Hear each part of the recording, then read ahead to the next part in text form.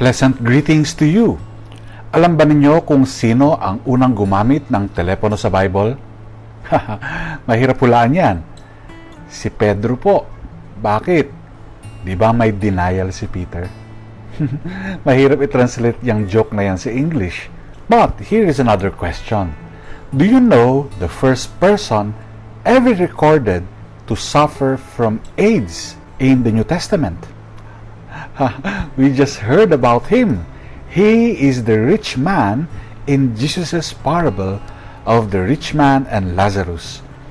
The man was unnamed, really, but some Christians gave him the name Dives, which is Latin for a wealthy man. Jesus, however, named the other person aptly as Lazarus. It was a deliberate choice of name based on the Hebrew Elazar or Eleazar, meaning God has helped. The rich man's disease, however, is not a sexually transmitted disease, but just the same, still an STD, a spiritually transmitted disease. And by AIDS, we are really referring to an acquired insensitivity due to selfishness. Let us look at this AIDS closely so we can examine ourselves also, as we might fall victim to this dreaded disease. We shall mention 5 symptoms, but mind you, each symptom is a disease on its own. The first symptom is the disease of poor sight.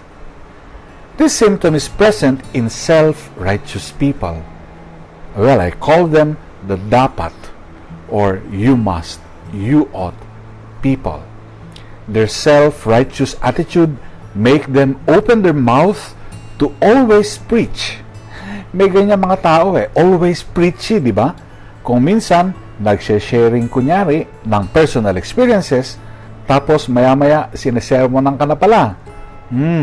Of course, we are not referring to the occasional preachings ni mommy or ni daddy of the family or ni father sa homily.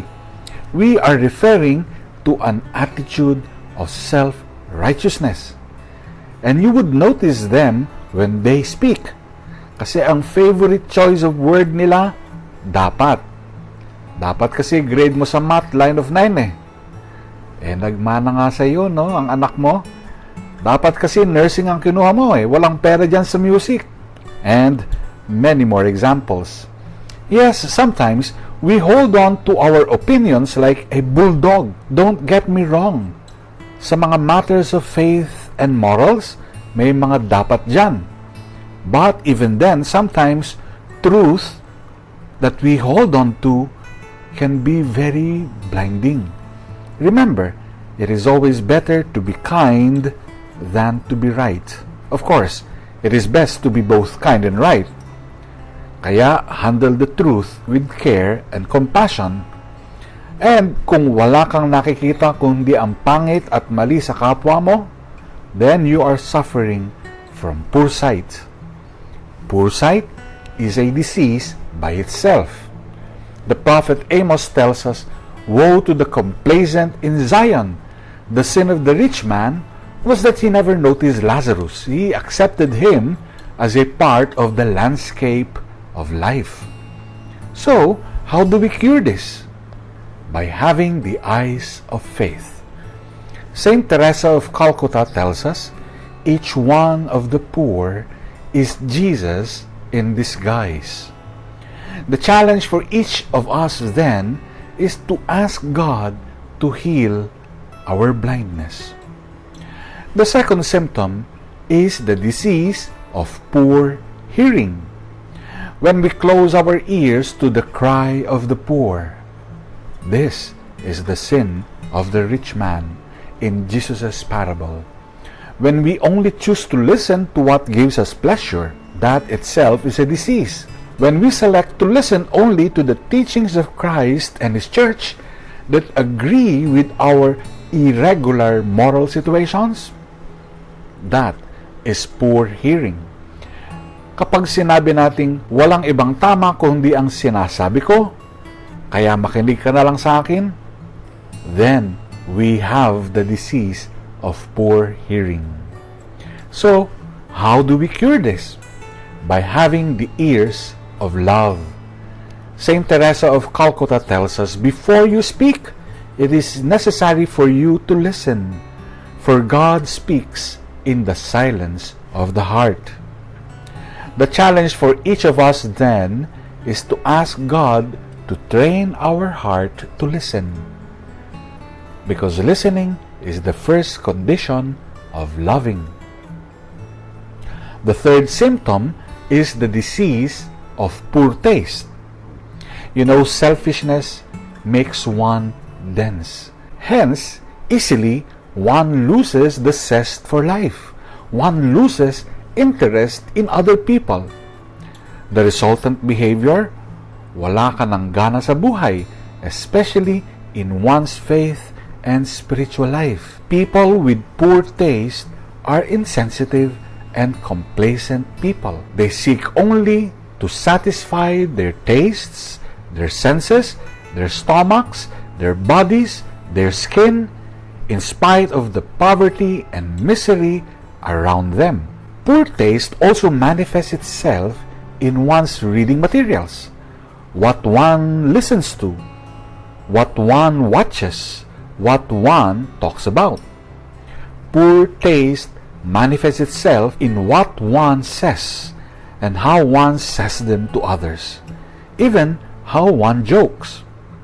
Poor taste actually develops through time and exposure until it becomes a poor attitude begetting poor behavior.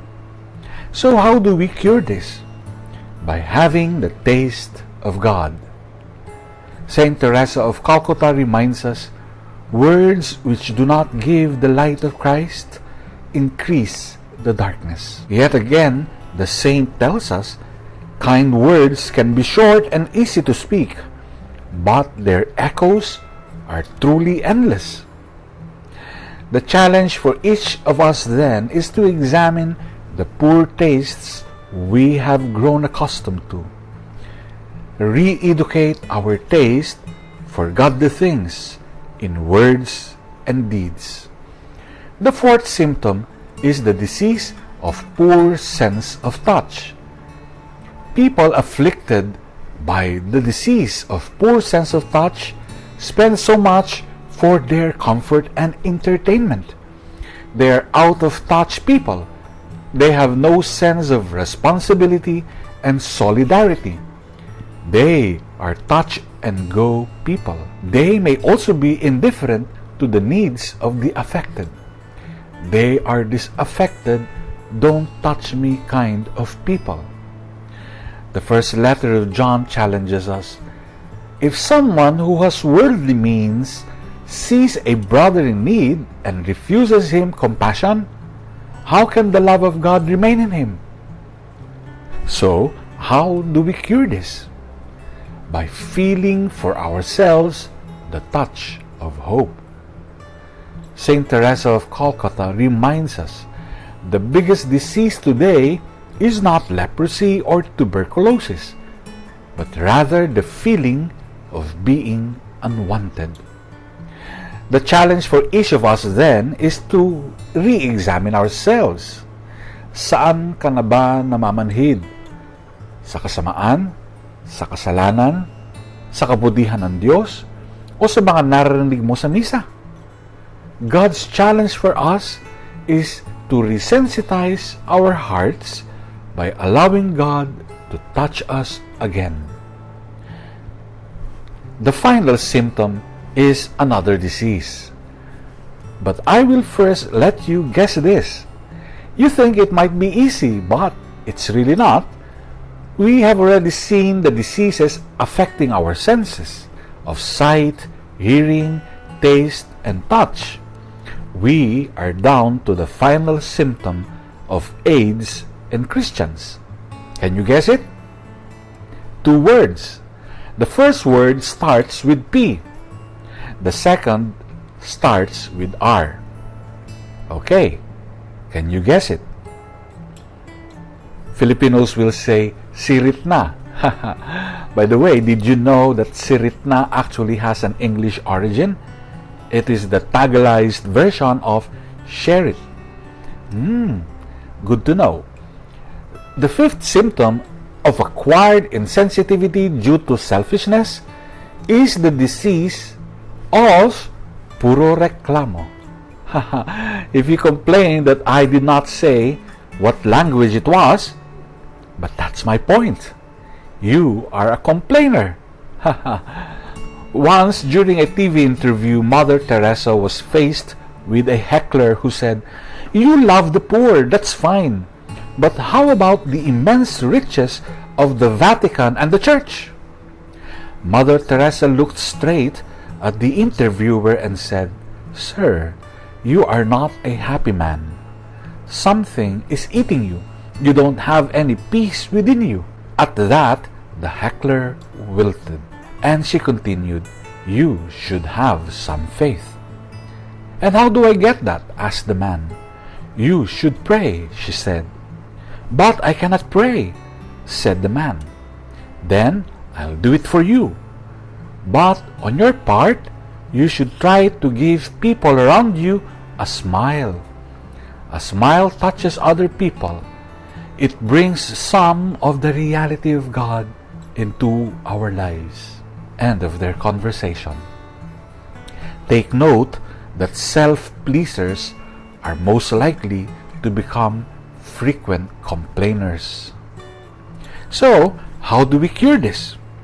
By having a heart that prays. Ask God to teach you how to pray. The challenge for each of us then is to examine ourselves in this area. Do you often find yourself complaining? Are you at peace with yourself and with God?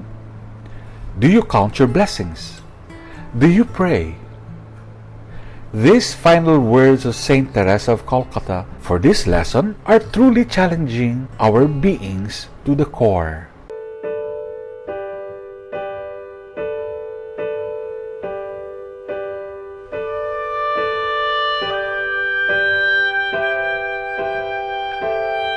Perhaps we think sometimes that poverty is only hunger, or just being naked, or simply the lack of habitation. But the greatest poverty is the lack of compassion and concern from other people. The poverty of the absence of love from people. This is the greatest poverty of all. Let us start with our own homes to cure this kind of poverty. Feed them with love. Talk to them gently. Put kindness in your attitude. Be gentle with your eyes. Put kindness on your lips. Be loving in your greetings. Let your smiles be happy. Do not just give away your care to them, give your heart also. These are the words of Saint Teresa of Calcutta. Yes, maybe we have grown insensitive to the common poverty that we see around us. That we see abandoned children in the landscape of poverty is a common sight. We are not shocked anymore to see people living in extreme poverty. And now, we may have gotten used to our blindness and deafness in the situation of our brothers and sisters of our very own family. You say you want to feed them? But before that, let us first ask to be given the eyes of faith and ears of love, a taste of His forgiveness, and the feeling and sense of hope that can be shared with others.